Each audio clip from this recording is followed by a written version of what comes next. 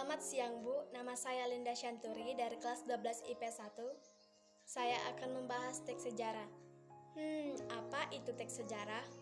Teks sejarah adalah tulisan yang berisikan cerita kejadian atau peristiwa yang benar-benar nyata ataupun berlangsung pada masa lalu. Menurut Kemendikbud tahun 2017, bahwa struktur dari teks sejarah ini yaitu adalah 1. Pengenalan suatu cerita. Di sini mulai memperkenalkan latar belakang suatu tempat, waktu, lokasi, situasi cerita, dan mulai memperkenalkan tokoh-tokoh sesuai dengan kebutuhan peristiwa tersebut.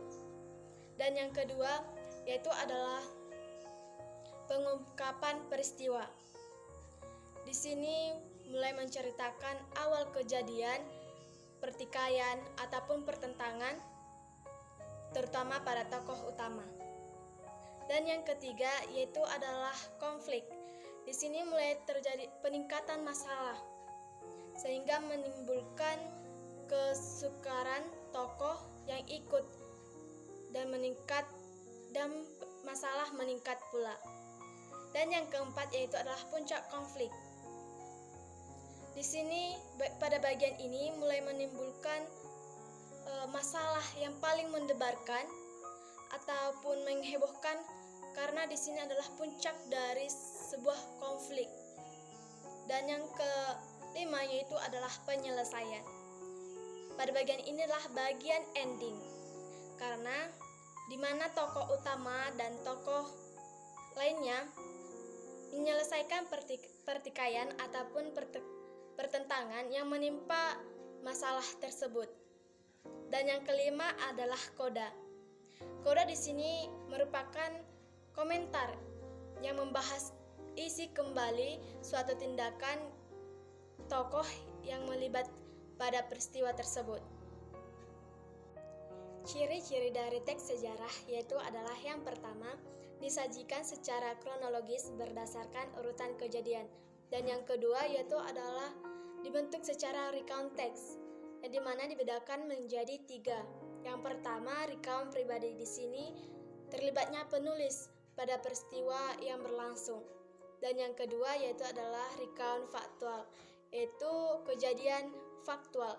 Dan yang ketiga yaitu adalah recount imajinatif. Di sini adalah kisah faktual yang berisi dari khayalan yang dituangkan ke dalam sebuah cerita dan dirinci dan dibuat lebih menarik lagi. Dan yang keempat yaitu menggunakan kata konjungsi temporal. Dan yang kelima yaitu adalah berisikan fakta yang dikumpul dari data-data. Dan yang keenam yaitu adalah memiliki struktur yaitu orientasi, yang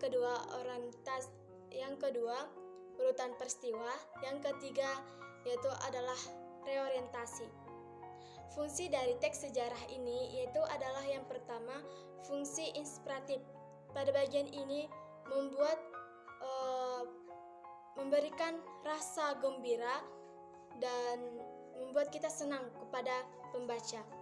Dan yang kedua yaitu adalah fungsi inspiratif, yaitu adalah memberikan inspirasi, imajinasi, dan kreativitas. Dan yang ketiga yaitu adalah fungsi instructif, yaitu sebagai alat untuk pembelajaran dalam hidup kita. Dan yang keempat yaitu adalah fungsi edukasi, yaitu sebagai petunjuk dan pembelajaran bagi kita. Nilai-nilai yang terkandung dalam teks sejarah yaitu adalah nilai budaya, nilai sosial, nilai moral, nilai agama, nilai edukasi, dan nilai estetika. Apa itu kaidah kebahasaan teks sejarah? Yaitu menggunakan kata makna lampau. Yang kedua menggunakan kalimat langsung. Yang ketiga menggunakan kata kerja verba mental. Yang keempat yaitu menggunakan kata kerja material. Dan yang kelima yaitu menggunakan kalimat langsung. Dan yang keenam yaitu menggunakan kata sifat. yang menggambarkan sikap tokoh, peristiwa, dan tempat tersebut. Terima kasih, Bu.